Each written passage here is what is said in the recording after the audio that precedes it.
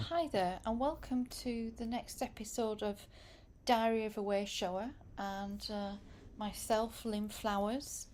And I thought I'd talk about in this episode about how hard it is to let go. I do apologise if you do hear sound in the background. It's extremely windy today, so all the trees are really creaking, and I'm surrounded by trees, and it's really high winds actually. So if you do hear a bit of creaking and groaning, it's not coming from me. It's coming from outside on an extremely, as I say, windy day.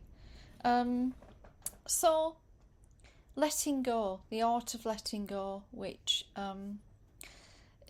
is interesting. I'm using the analogy of, or mentioning someone again who I mentioned the other week, Mark Atwood. I watch his Diary of a Conspiracy Theorist, and he mentioned something a few days ago about it's like hanging on to the edge of the swimming pool and not getting in because you're scared of the water, or you're scared whether you're going to be able to stay afloat. So you cling to the side of the swimming pool and you never let go. And that's a really good analogy for sort of that courage that is required when we have to let go. We have to let go of something we love, or let go of a habit, or let go of a person, or let go of a relationship or a job.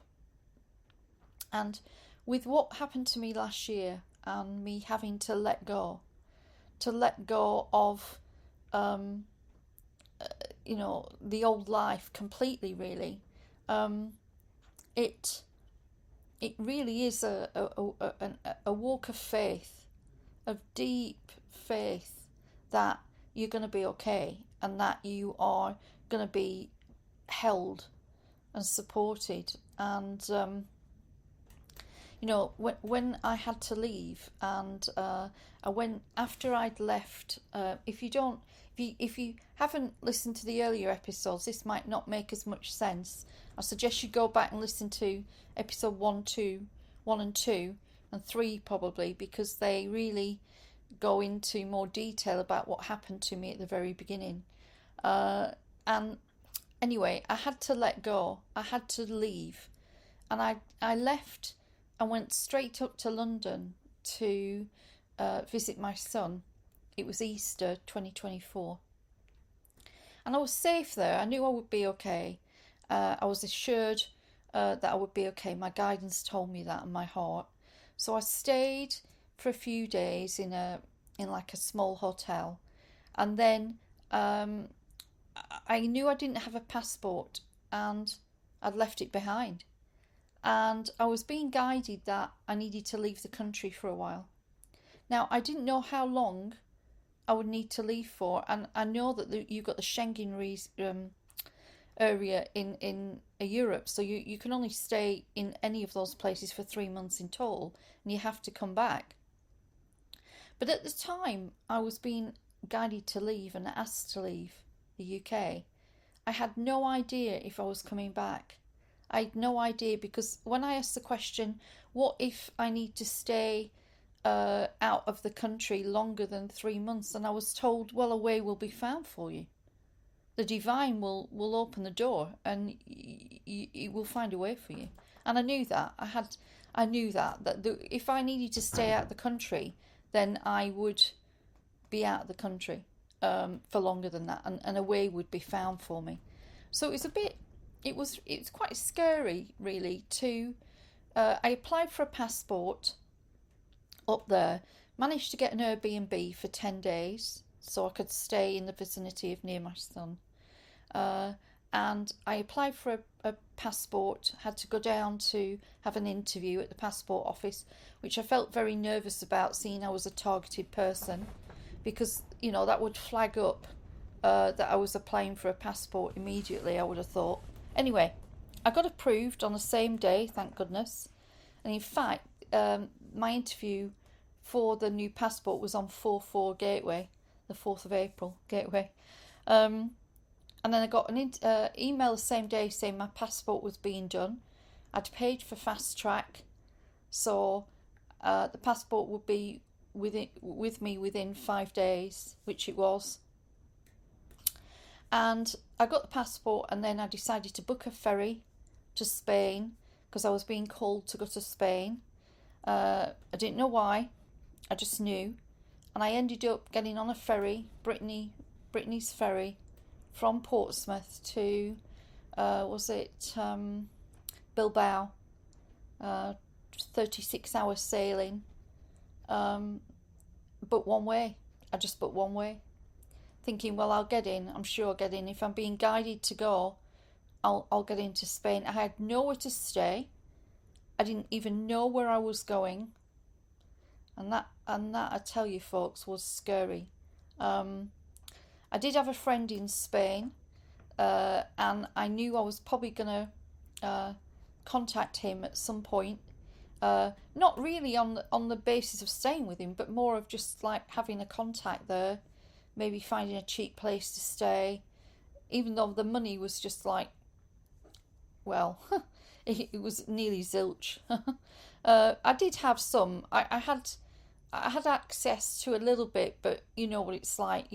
I just booked a £350 one-way ticket to Spain with my car, and I took my car because it was the only thing I had, and also I didn't know where I could have left it safely with anybody, and also it had all of whatever I owned in the world was in that car, so I needed it. So got on the ferry, did the 36-hour crossing, but it was really interesting. I had my wedding ring still on at that stage, and I was guided to throw my wedding ring. I took it off my hand and I threw it out into the ocean in the Bay of Biscay as we started to come into Bilbao, a few hours before we finally docked. I was guided to throw it and ask for it to be healed and transmuted, and also it's symbolic of leaving the past behind, like let that go. You've got to let that marriage go. You've got to let that part of your life go now. You just got to let it go. There's no way you can get it back. You don't want it back. Let it go. And I threw the wedding ring over the side, which felt good to do that, actually. I think after that I was a little bit in a state, so I ended up going in the bar, if I seem to remember, and asking for a glass of rosé wine. And sitting there with a glass of rosé wine thinking, what the hell am I doing? What the hell am I doing? It was a nice crossing, actually, but on that ship it was really, really interesting that it was the Galicia, and there was like images of the shell of the Camino de Santiago way that comes from there, and it just like came out at me like a bullet train, because I'd had an experience during those 2 weeks that I was in London where I'd had a deep journey with the Councils of Light and the Great White Brotherhood and Sisterhood, and I was taken up to the High Council. Now, I'd never been in there before. I'd always ever just spoken directly to Sanat Kumara, who's one of the council members, and it was either him or sometimes Lord Sananda I'd spoken to in the past, and suddenly he summons me and said, come with me, follow me. So he took me through the White Flame of Ascension, and suddenly we were in the Temple of the White Flame of Ascension, and then we went up through the flame up to the apex of a pyramid, and of course we were going up into the councils of the Great White Brotherhood and Sisterhood, and there was a large crystalline table running right along with all these masters stood round, and I couldn't see some of them because it was so long, the table. I couldn't see who they were because it just went on and on and on, but I was up at the top end where I'd been brought in by Lord Kamara, and there was a master stood there with long grey beard and white robes who I'd never really connected to before, and his name was Zoroaster or Zoroaster. And I now know who he is, but at the time I didn't know who he was. I just asked who is he, and the name came in my head. And I mean, I'd have to get my journal out to tell you what exactly they said, but from memory, it was sort of like you have just come through a huge initiation, and you have passed with flying colours, meaning I had the courage to, like do what I needed to do. Um, and he then, I was presented with these crystalline shells, and they were shells, like clam shells, and I was given thousands of them, and he was giving them me like and saying take them into your heart space. So I took all these like crystalline clamshells into my heart space, not really knowing what the hell they wanted me to do with them. So I put them in, and there was lots of other things they gave me. They gave me a white crystalline shell-like tower, like a bell tower, and I didn't know what that was, and they gave me that and made me put it in. And then loads of pearls, so I took all them in. I just took loads of this stuff in. It's like geometry, really. I was taking lots of light council geometry and putting it into my heart space. And then they were just saying, you're going to be okay, everything's fine, you'll be guided, you'll know what to do. Now, this was before I was on the ferry. So when I was on the ferry and I started seeing all these shell signs on the sides of the ship, I sort of thought, this is connected. This is connected. And then I looked at the read up for that ship, and it was telling you all about the Camino de Santiago way.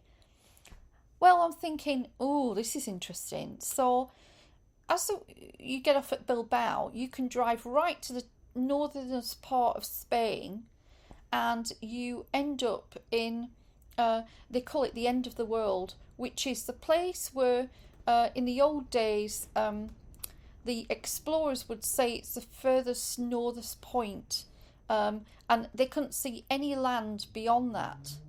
And they would say it must be the end of the world, or, the edge of the world. That's what they called it, the edge of the world.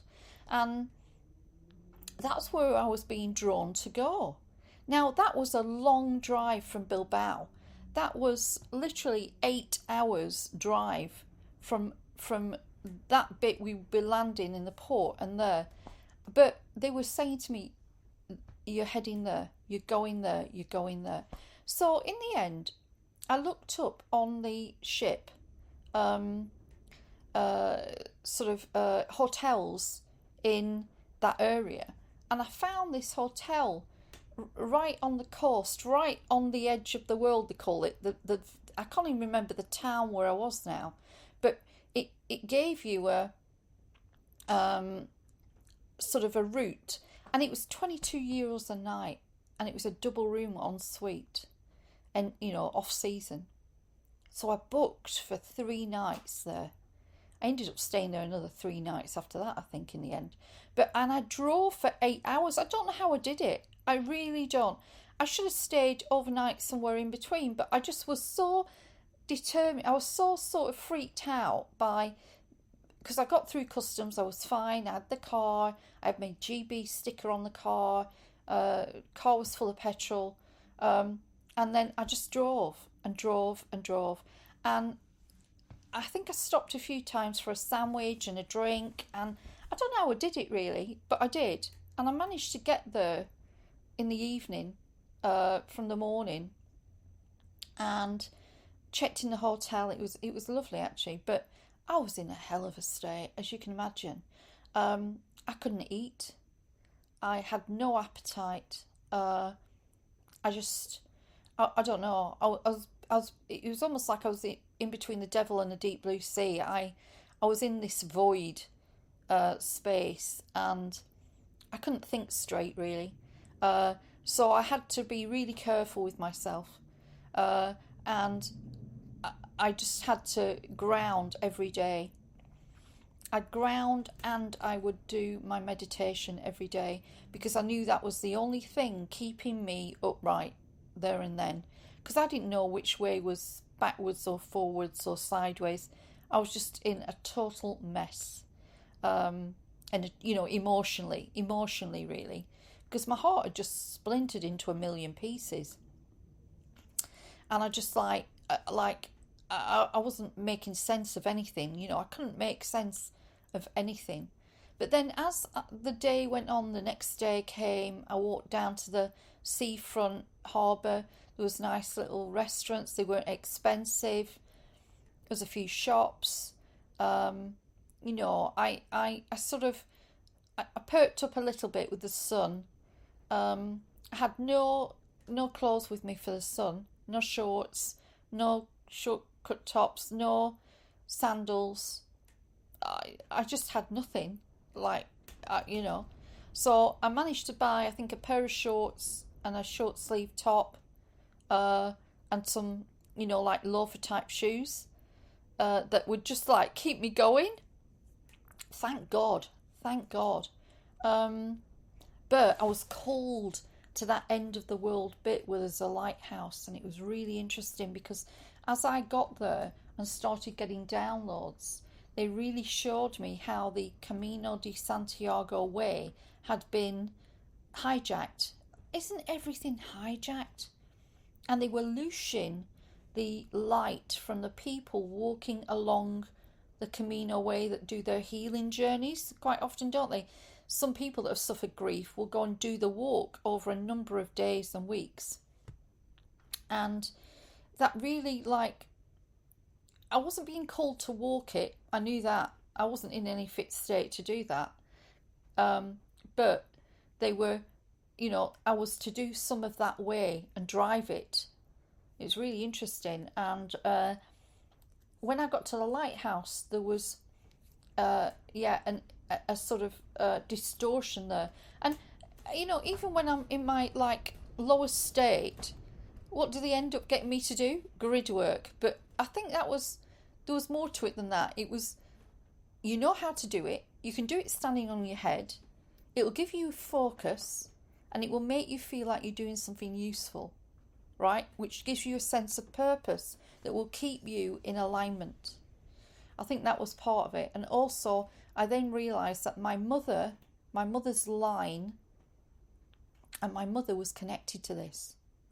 And I was unravelling something that my mother was embroiled in. So I know that my mum was a high vibrational soul as well, but had been targeted herself when she was young. So I ended up doing some work there, and those crystalline shells that they put in my heart space, I now know, were for the Camino de Santiago way.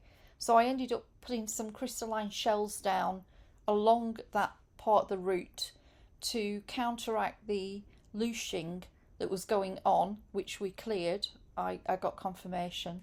And we also shut down a portal on that route at the end there, that end route that was being used in a negative way.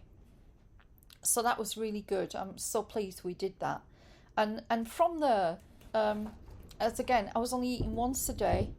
I had no, I couldn't face breakfast, I couldn't face lunch. And by the stage I got to about 3 in the afternoon, I would be hungry, 4 o'clock. I would then know that I would have to eat just once, and that was enough. So I'd go down to the front, find somewhere to eat, and it wouldn't be anything big either. I think sometimes it was, I think I found some freshly battered fish with French fries, even though it was Spain, a bit of tapas, that was enough. I didn't want any more, and have a drink and I was drinking water and things, and that's all I could do. And by 6 o'clock, I was done, come back, I'd get in bed, and I'd just sit in bed all night, Go, it was a bit of an existence, I must tell you. But it needed to be done. I was processing what had happened to me, and I was in shock.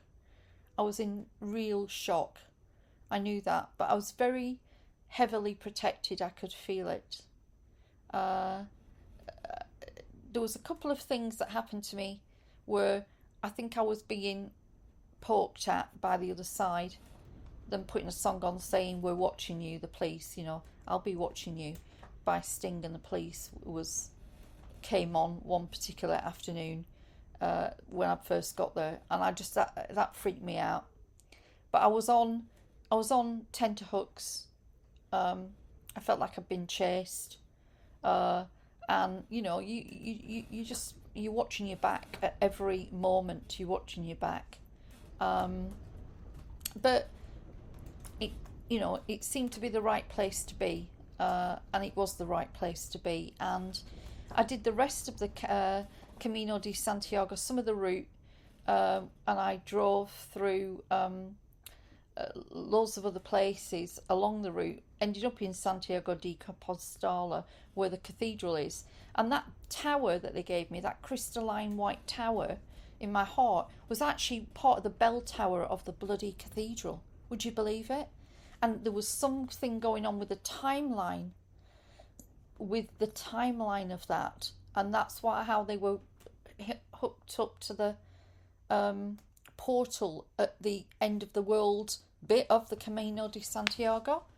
And so it was really interesting that I had to deliver a crystalline bell tower out my heart space. It came out, as geometry, and delivered it to the bell tower. So yeah, I did some work around there. I did quite a lot of work, actually.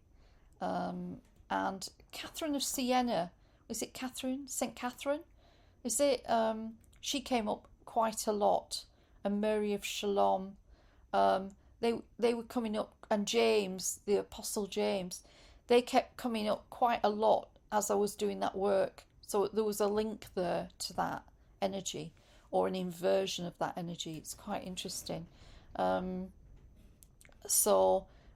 Yeah, I was doing that work along the kept me going, kept me sane, kept me sane, and by the time, I think 23rd of April, around there, I arrived at my friend's near Salou, and I got a lovely room and a sea view, and stayed there for the rest of the time till I was ready to come home again, which was in July, because I had to leave the country.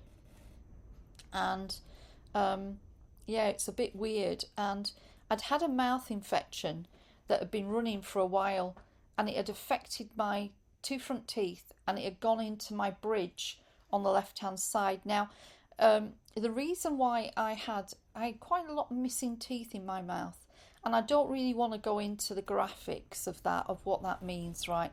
But I'll just say to you is it's linked to the torture of SRA and MK Ultra, all right?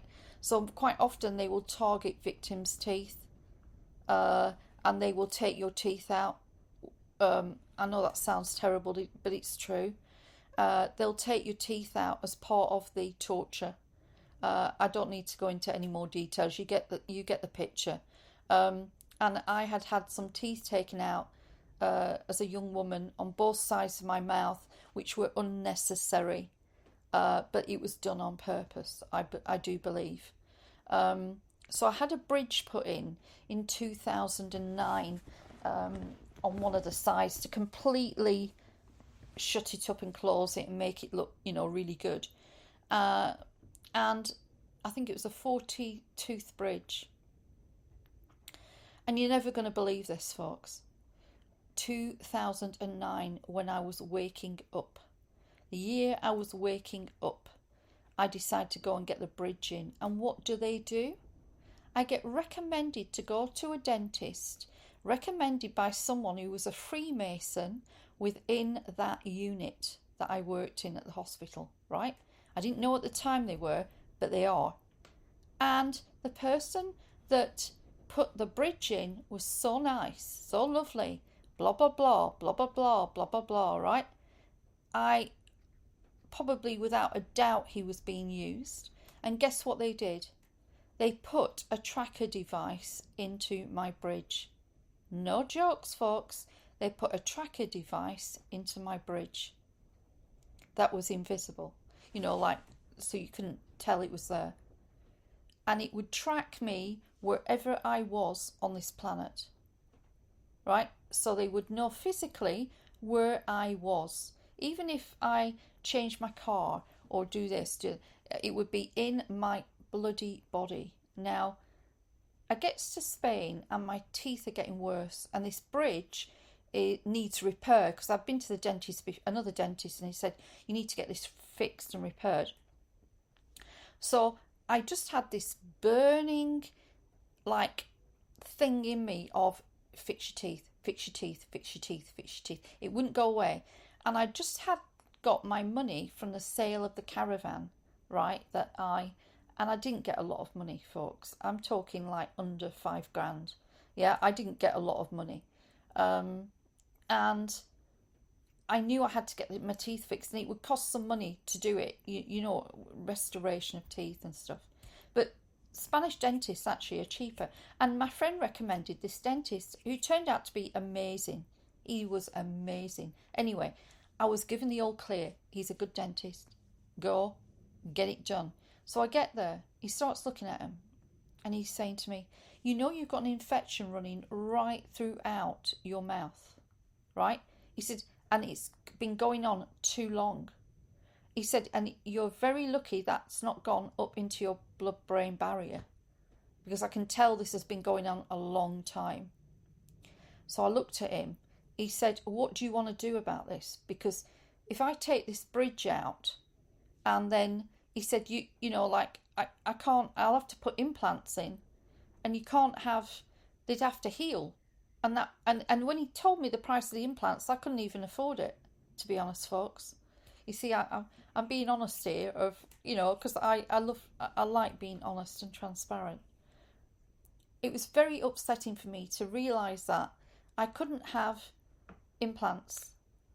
So I had to have a top set denture, which was horrific for me. Like, no, I don't want it. No, but I had no choice. And also, I'd been told I had a tracker device in the bridge. So I knew I had to take the bridge out. There was no way I could keep that bridge in. There was no way, because there was a tracker device in it. And I'd been told that. They had actually told me that. So I knew that I had to get it taken out, and I had to have the bridge out. No matter if I had the bridge repaired or redone. He said to me, it's going to be virtually impossible to do that because your two middle teeth are done in too with the infection. So I'm going to have to go the whole hog and take out a load all at once. Well, I just had to go with it. I said, yeah, all right, do it. So that was awful. I had all those teeth taken out, and the bridge taken out at the same time. Thank God that went. That was a relief when that went. But God, did it take a while to heal? A month. And that was I had to go through that as well at the same time. And that was like in the June. I'd gone there in the April, and that was the June. But then by the time the first week of July came, I had my new teeth in. They looked good. They felt okay. And I just knew that the infection had gone, because he gave me some stuff to clear the infection. The infection had gone, so that was all gone. So it would be better for me anyway. The tracker device had disappeared and gone, hadn't it? And been chucked away. So that was gone. I had confirmed there was nothing else in me. Everything else had been removed and gone. So I just knew that was the final thing that had to be done. But that took up some guts too, folks, actually, to have that done. But I just thought, I can't face coming home and getting that done here. It'd be even more money, and also I don't think I could trust them. I don't know. Whereas I knew that this guy didn't know me from Adam. He didn't know who I was. He was a connection through my friend. I trusted my friend. I knew who he would be. He's high vibe, and part of the Emerald Order. And I thought, yeah, I'm gonna go with it. And I got my guidance to go with it, so I did. So yeah, God, so much happened. Um, and then suddenly I had a different smile. I had a different profile. And that was a bit weird looking at my face. And I looked slightly different. But it was a good thing, really. All I kept seeing was my mum. I just kept seeing my mum in the mirror, which was quite funny, really. Um, um, no offence, mum. Um, yeah, so that was an intense time. Uh, letting go, letting go of everything you knew, even your image that you, like the image of what you looked at yourself in the mirror for so many years with your teeth, and then suddenly you've got a new set of teeth and a new look. And like I didn't even recognize myself when I looked in the mirror. Like I'm someone different. Uh, I'm someone different. Um, but it did give me confidence. Actually, it did give me confidence to have those done. Actually, it did give me confidence to move forwards. It really did. It gave me a lot of confidence doing that. Also knowing that that tracker device had gone, and that was confirmed by someone else as well, who said yes, you did have one in there, and it was working and knew exactly where you were. So that just felt better. That I didn't want anything that they put in my body. Thank you very much. I wanted to claim my body back for me, claim my sacred land back, totally under my control, no one else's. So it felt important psychologically to get that done while I was there, and I'm glad I did get it done there, because I might have put it off when I got to the UK, you know. But my courage was up there, so I sort of did it, and I'm glad I did it. I might as well have recovered in the sun.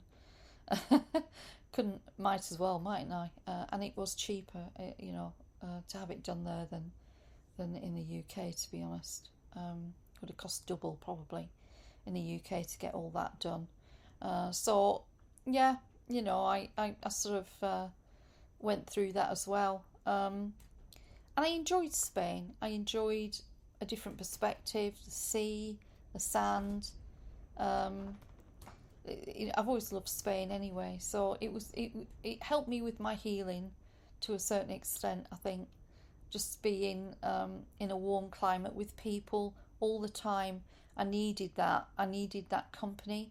I needed that companionship, and also it was almost like he was protecting me as well.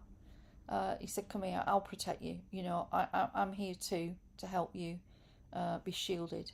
So I'm very grateful to him for that, because you know, um, that's a nice thing to do for someone. And I will always pay that back in the future for someone that needs me like that.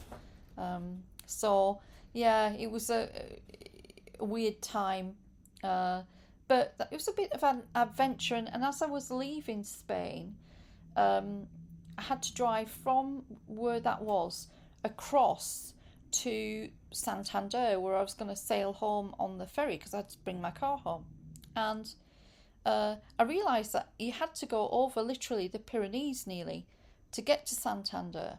And I realised that Lourdes wasn't that far off the beaten track. It was only an hour and a half away from the route they gave me. So I thought, that's what I'm going to do. So I ended up going to Lourdes for 2 nights, I think, before I got on the ferry home. And that was so divinely guided, because Lourdes has always been such a PowerPoint for me. And I ended up driving to Lourdes over the Pyrenees. And I tell you what, that is one of the most amazing drives I've ever done in my life.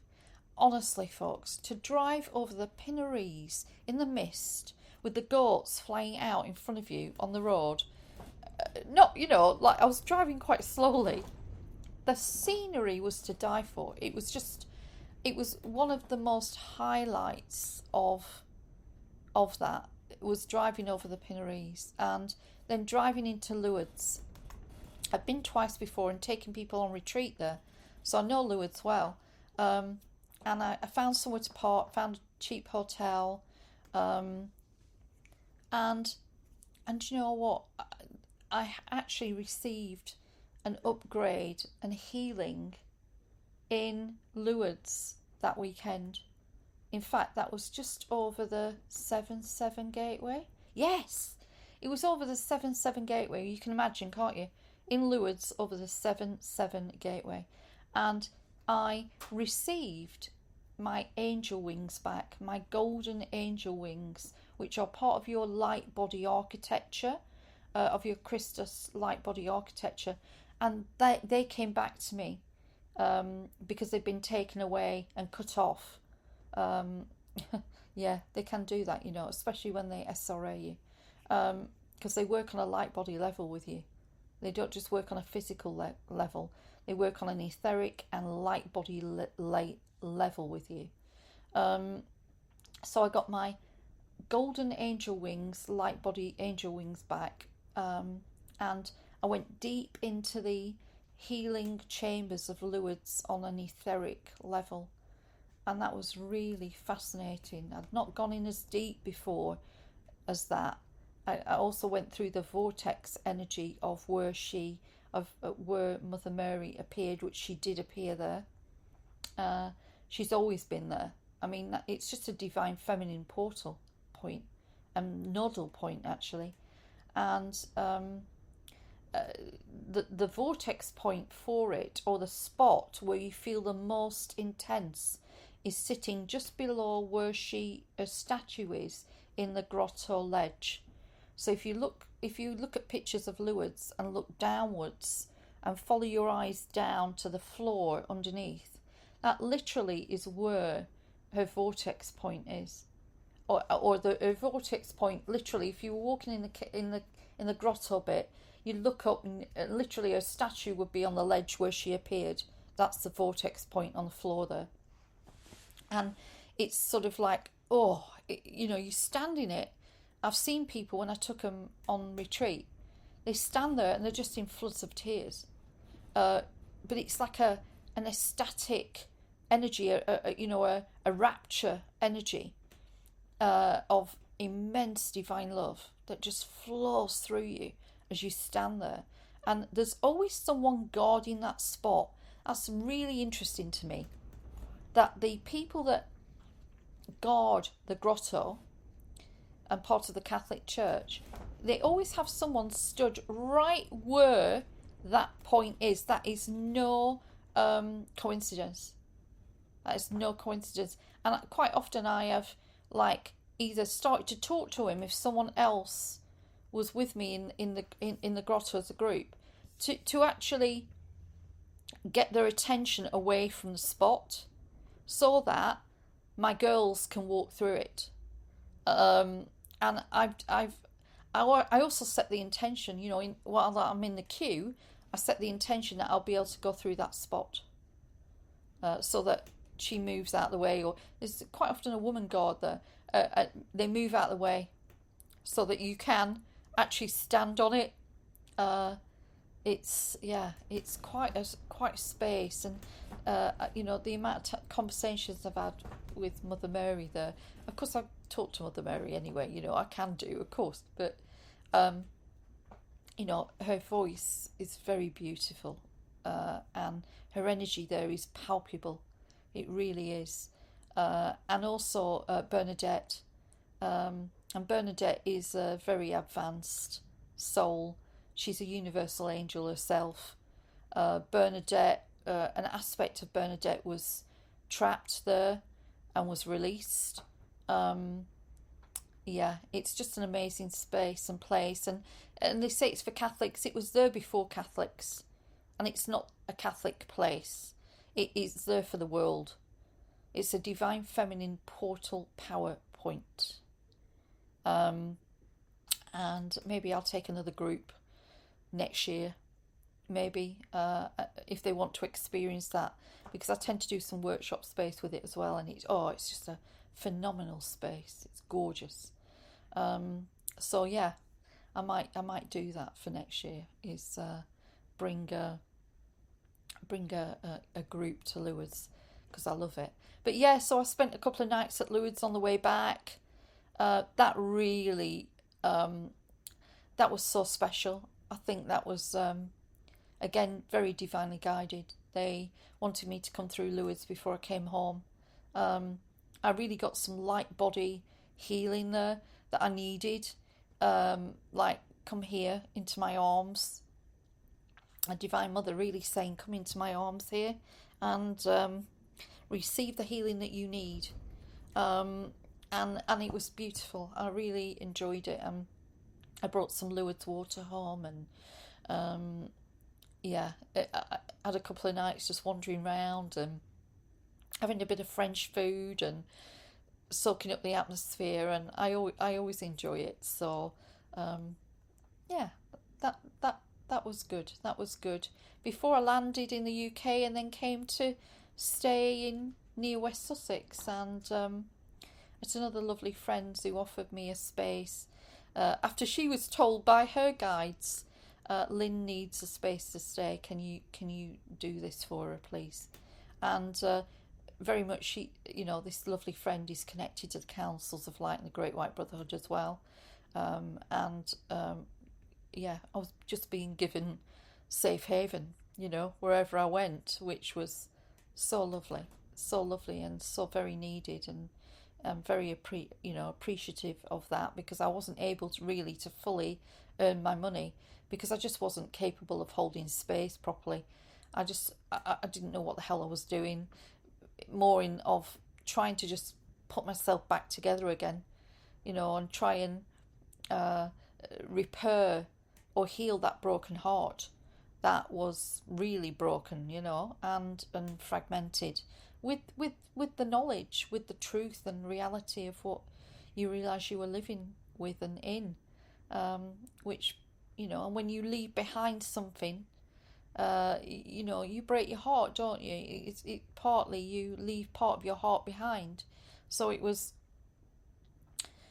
sort of healing from that, and still healing from that. I'm still healing from that now, but you can imagine, you're in pieces. You that's why your daily practice and your divine tools are the only things you've got to hang on to navigate you through that corridor of time.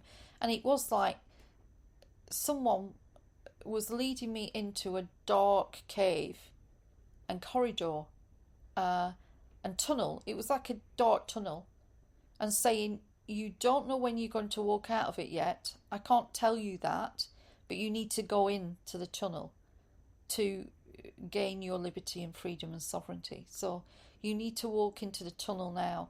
And me saying, but I can't see a thing. I don't know where it's going to end. Where's the tunnel going to end up being? How am I going to find my way through? How am I going to find my way to the other side? Is there going to be light at the end of the tunnel? Or will I be in this darkness forever? But always remembering and remembering what my inner heart was saying, which was the light of your own heart space will light the way. Your heart will be the torch, and your heart will be the compass, and it will take you through the tunnel, and then the tunnel will open up and the light will be there, and boom. And it's true, it did come. The light came and I walked out the other end. And like any initiation, anything we go through that's difficult, that's what an analogy of what we go through, isn't it, really? But that's the thing. It's clinging on to old stuff, clinging on to the old life. For all of you that are knowingly walking the path of ascension, this is what we're going to have to do, folks. We have to walk through to the unknown. We have to undo and unlearn the reality that we've grown up in that isn't real. And it's going to get a lot more crazier. It's going to get a lot more like quirkier and, a little bit like, what?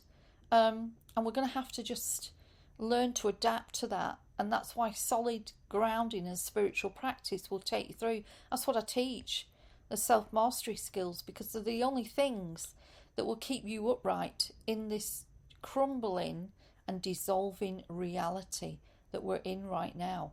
And it's going to get a lot crazier than this. So that's why strengthening your daily practice and getting disciplined with that will stand you in good stead when like parts of the floor fall away for you and you wonder what the hell's going on, because it has to happen to all of us. Not I'm saying what happened to me, but in your own like lives of what needs to crumble or be taken away or left behind. And we can't cling on to our old lives forever. We can't. We came here to be those like beacons of light, and we also have to stand in the reality of the divine, not in the reality of 3D and fake news and people that don't want to wake up or who are destined to try and hang on to the old timeline, or like the Titanic, a sinking ship, and they're just hanging on and hanging on. They haven't got the courage to swim for the shore. That's what I'm getting, like it's that sort of thing. So yeah, I hope all of this makes sense. That's my lot for this week. And yeah, up your grounding techniques, up your daily practice. Hang around with the like-minded people that see what the true reality is of this world.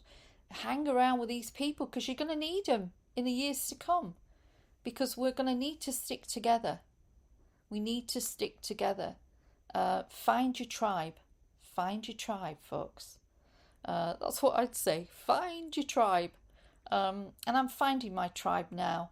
I'm just been accepted as a presenter at a main event in August, talking about sovereignty, and loads of amazing speakers talking about sovereignty and the new earth, and but from a very practical standpoint, practical tools on the ground sort of people that walk their talk. So I'm really excited and delighted and grateful that I can do a big presentation there, and hopefully a workshop as well, and be there as a presence all of those days. I think 5 days in total, which I went last year as a guest, and it was just like I loved it.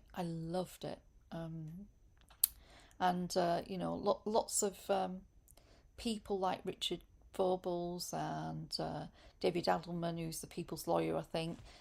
Lots of different like caters of things. I'll be talking about divine soul sovereignty and blueprint from a divine spiritual perspective, and from the councils of light perspective. I'll be bringing that and what that means for us on a practical level, and I'm